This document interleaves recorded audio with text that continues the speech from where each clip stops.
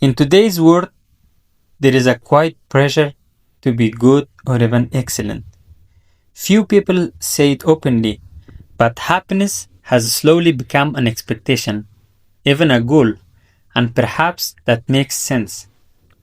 Something you are supposed to pursue, something others assume you want as well, even if you have never said so. When someone appears calm but not happy, the question begins: are you okay? Did something happen to you? Because emotional naturally makes people uneasy.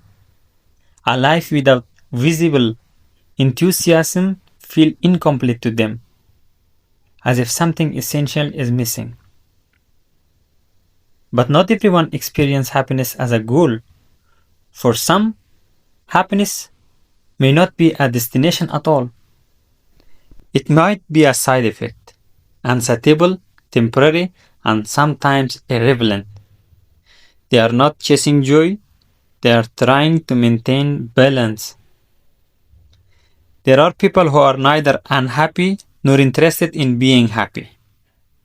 They wake up, move through their day, take care of their responsibilities, and go to sleep. No emotional highs, no deep collapses, just steadiness. From the outside, this life can look empty. From the inside, it can feel controlled. And this again depends on each person's worldview. Happiness requires openness. It invites hope, and hope sooner or later can produce disappointment. Some people have learned through experience that the cost of hope outweighs its reward, so they choose something else. Not misery, not numbness, but limitation. They narrow their emotional range because a wider range carries greater risk. They lower expectations because expectation can collapse. This is not ignorance, it's a memory. We often mistake this for avoidance. We tell them they are settling, that they are suppressing their feelings, that they are afraid of living fully. But fully according to whom? What looks like emotional restriction from the outside may actually be emotional literacy, an understanding of personal boundaries, a refusal to perform emotions for social approval. There is also a cultural misunderstanding at work. We treat happiness as evidence of successful life, as proof of progress, or even as a moral validation. If you do not appear happy, people assume you have failed, or worse, that you are not trying. Contentment without excitement feels suspicious to them. Yet some lives are built around stability, predictability, and calm, not stimulation or intensity, even if they lack shine. These lives are quiet. They do not turn into good stories. They do not inspire others.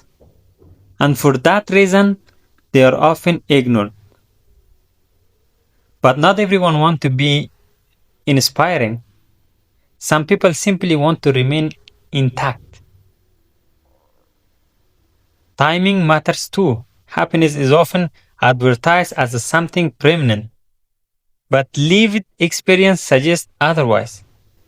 For many, happiness arrives briefly, leaves without warning, and requires a great deal of energy to recover from afterward.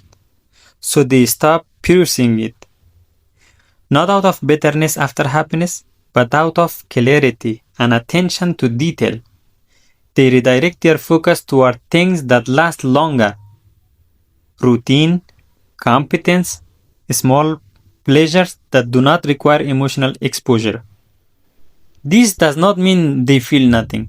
It means they choose what they feel.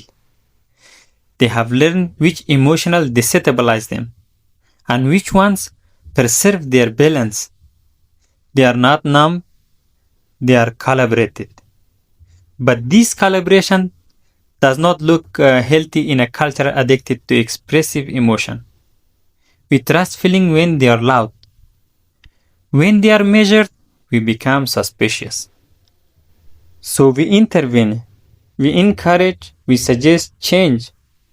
We assume silence means sadness, calm means denial, stillness means stagnation. But sometimes stillness is a maintenance. The real discomfort begins when we realize this choice may be deliberate. That some people are not waiting to become happier. They have decided not to dismantle their lives for a feeling that does not last. And that decision challenges the history we rely on. That everyone wants more. That everyone should want better. That happiness is the highest form of success. If someone does not want that, what does it say about our values? Perhaps happiness is not universal. Perhaps it's not even necessary. Perhaps for some people, a life that functions does not collapse and does not crash itself under its own expectations. Not everyone needs to be happy. Just some people simply need to remain whole. And maybe that is not failure, just a different way of living.